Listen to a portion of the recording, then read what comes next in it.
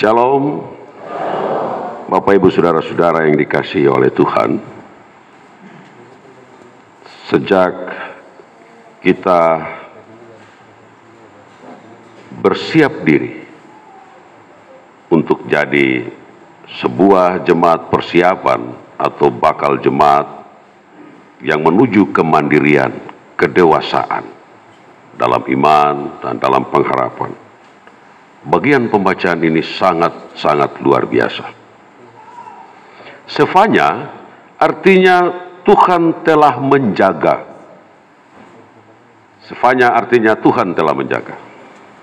Dan karena itu, ia dipanggil menjadi nabi itu di dalam situasi yang sangat berbahaya, di mana bangsa yang baru selesai dari pembuangan dan pembesar-pembesar di dalam kerajaan Yehuda itu, mereka berlaku sangat jahat di hadapan Tuhan, terutama oleh Raja Manasye, anak dari Raja Hizkia.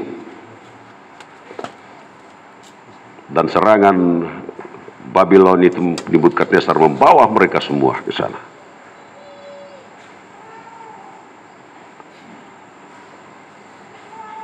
Di dalam situasi itu, Sefanya dipanggil untuk memberikan harapan kepada umat itu. Oleh karena Raja Manasye, anak dari Raja Hizkia, sangat jahat dengan moral keagamaan atau moral agamawi Yahudi itu, yang sangat menurun dan mundur, jauh dari yang biasanya, dari yang ayahnya lakukan.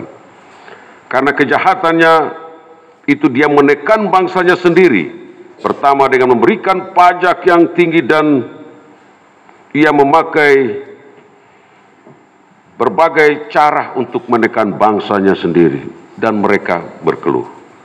Disitulah Sefanya tampil untuk memberikan harapan. Di ayat 9 ia mengatakan, tetapi sesudah itu aku akan memberikan bibir lain kepada bangsa-bangsa, tetapi bibir yang bersih, supaya sekaliannya mereka memanggil nama Tuhan, beribadah kepadanya dengan bahu-membahu. Jadi, setelah Tuhan menyatakan urutan hukuman yang Tuhan beri di ayat-ayat sebelumnya, kini Tuhan memberikan sebuah gambaran tentang urutan berkat yang akan diterima oleh mereka yang baru datang, dan mereka akan menikmati Yerusalem, tempat ibadah yang runtuh, dan Yerusalem yang baru, rumah Tuhan yang baru itu. Mereka akan menikmati itu dengan bibir yang bersih dan hati yang penuh dengan kerendahan. Bahwa penglihatan Sefanya itu mencakup seluruh bangsa-bangsa yang diselamatkan, dimulai dari pusat kota Yerusalem,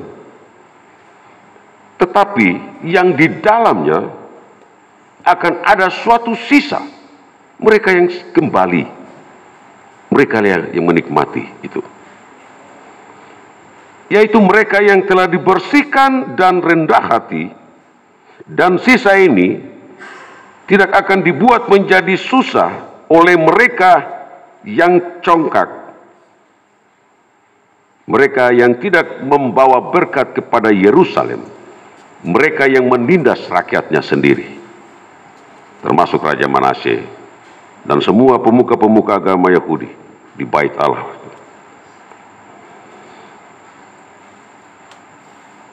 Jadi kata tetapi sesudah, artinya sesudah urutan-urutan hukuman itu Tuhan beri, tapi sesudah itu, inilah yang akan mereka terima. Di ayat yang ke-10 dan 11 dikatakan, dari seberang sungai-sungai negeri Ethiopia, orang-orang yang memuja aku akan terserak-serak, akan membawa persembahan kepadaku. Pada hari itu engkau tidak akan mendapat malu karena segala perbuatan durhaka yang kau lakukan terhadap aku. Sebab pada waktu itu aku akan menyingkirkan daripadamu orang-orangmu yang ria congkak, dan engkau tidak akan lagi meninggikan dirimu di gunungku yang kudus. Nah, Bapak Ibu saudara-saudara yang dikasihi oleh Tuhan, dengan menggunakan kata Ethiopia itu menggambarkan bahwa bangsa-bangsa yang jauh, karena pada waktu itu di kerajaan Yehuda mereka melihat bahwa daerah yang paling jauh adalah Ethiopia. Tetapi itu menjadi sebuah gambaran bahwa sebenarnya dari Yerusalem itu segala rencana penyelamatan Allah itu bagi seluruh bangsa. Maka itu yang dikatakan orang-orang yang memuja aku dari negeri yang jauh, yang terserak-serak. Maksud ini adalah bangsa Yehuda akan disatukan kembali setelah peristiwa pembuangan di Babel. Mereka yang kembali ini adalah mereka yang akan diberikan bibir yang bersih dan kerendahan hati untuk memanggil nama Tuhan. Artinya beribadah dengan setia kepada Tuhan. Tetapi juga setiap suku bangsa yang akan menerima damai dan berkat ini. Setiap suku bangsa yang akan membawa diri kepada Tuhan Allah di gunung yang kudus. Bukan dibawa, membawa diri, kerelaan, kerendahan. Maka ayat 11 itu dikatakan, pada hari ini engkau tidak akan mendapat malu, karena segala perbuatan durhaka yang kau lakukan terhadap aku, bagi mereka yang pada waktu itu menindas. Dan engkau tidak akan lagi meninggikan dirimu di gunungku yang kudus. Supaya bangsa itu, artinya di atas gunung Allah yang tinggi, tempat yang kudus itu, manusia harus merendahkan diri di hadapan Tuhan.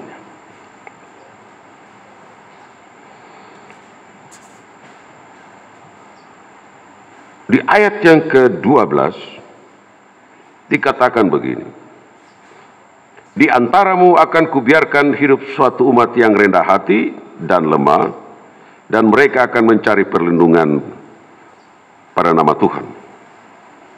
Di antaramu akan kubiarkan hidup suatu umat yang rendah hati dan lemah. Artinya begini, umat yang rendah hati dan lemah ini bukan berarti mereka yang baik, tapi mereka yang telah bertobat dari kelakuannya, watak dan moral bangsa itu, dan mereka itu, mereka direndahkan dan dengan lemah mereka datang.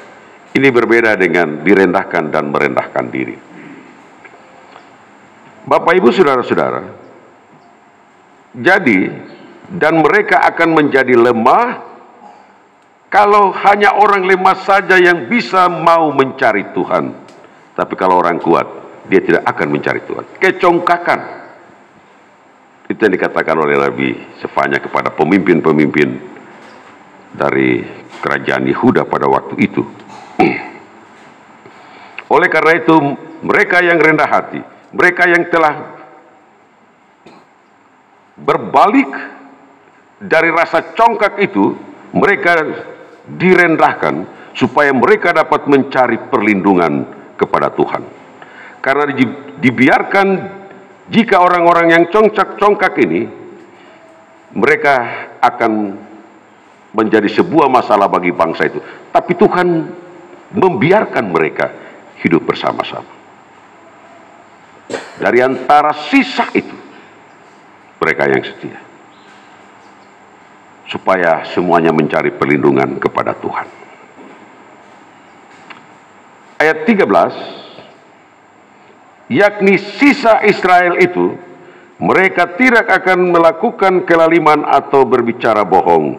Dalam mulut mereka tidak akan terdapat lidah penipu. Ya, mereka akan seperti domba yang makan rumput dan berbaring dengan tidak ada yang mengganggunya.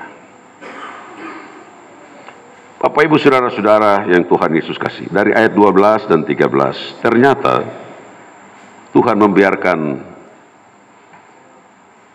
ada semacam dua karakter dari umat itu, sisa yang setia dan mereka yang merendahkan diri, mereka yang bertobat dari bangsa itu. Mereka yang ada di Yerusalem baru itu, yang diberikan Tuhan kepada mereka, mereka yang membawa diri kepada Tuhan, bukan Tuhan yang datang kepada mereka, tapi mereka yang membawa diri kepada sebuah Yerusalem yang baru setelah mereka kembali dari pembuangan di masa Raja Manasye. Seluruh kerajaan Yehuda itu di bawah, dan di tahun 70 tahun baru mereka kembali.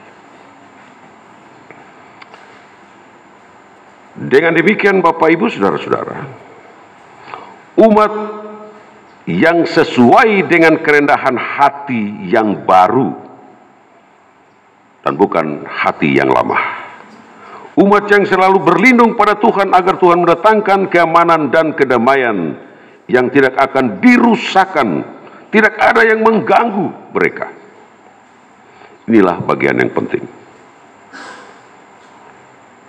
Nubuat Nabi Sefanya hari ini memberikan pertanda akan sukacita yang baru bagi jemaat persiapan Arius ini.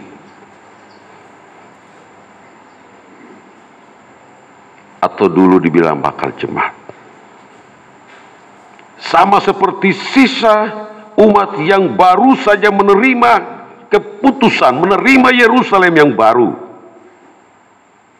Begitu juga melalui kesepakatan iman yang dibawa oleh utusan sidang dan menerima persekutuan yang baru di tengah-tengah sidang yang diberkati oleh Tuhan itu untuk sebuah masa depan. Amin. Amin. Kita membawa diri kepada Tuhan. Nah, Bapak Ibu Saudara-saudara, persekutuan yang baru dalam tanda petik, jemaat persiapan di gereja Arius ini adalah sebuah masa depan untuk sebuah umat yang diberikan bibir yang baru, hati yang rendah, yang bersama-sama berbicara tentang sukacita, keamanan dan damai, supaya tidak ada yang mengganggu kita di sini. Kita mengurus diri bersama Tuhan. Semua orang datang mencari Tuhan. Ini apa? Carilah Tuhan supaya kamu hidup. Itu isi hati. Jangan bilang terlalu tinggi. Tidak, siapa suruh kamu tulis di barang ini? Ini. Cari Tuhan di mana? Ini waktunya. Amin. Amin. Dengan demikian Bapak Ibu Saudara-saudara, jika kita mampu memelihara bibir dan hati, kata-kata yang keluar, semua hati yang baik untuk melakukan tugas dan tanggung jawab yang bersumber dari kerendahan hati. Di dalam kerendahan hati itulah, sama seperti Yesus telah merendahkan diri dan mengambil rupa seperti seorang manusia dan tidak menganggap kesetaraan dengan Allah, tapi untuk keselamatan manusia. Begitu juga dengan kita. Bapak Ibu Saudara-saudara, inilah bagian renungan kita. Adalah suatu berkat dalam sidang jemaat ke-33, karena kita telah bersatu untuk memohon perlindungan kepada Tuhan, agar berkat dan damai sejahtera dari Allah akan selalu hadir di tengah-tengah bukit ini. Dari sini, berita ini turun ke bawah dan ke atas. Carilah Tuhan, maka kamu akan hidup. Dan hari ini, genaplah isi hati jemaat ini. Dengan penuh kebahagiaan kita beribadah kepada Tuhan, supaya kita dapat mengatur kita dan seluruh masa depan bagi anak-anak kita. Tuhan memberkati. Amin.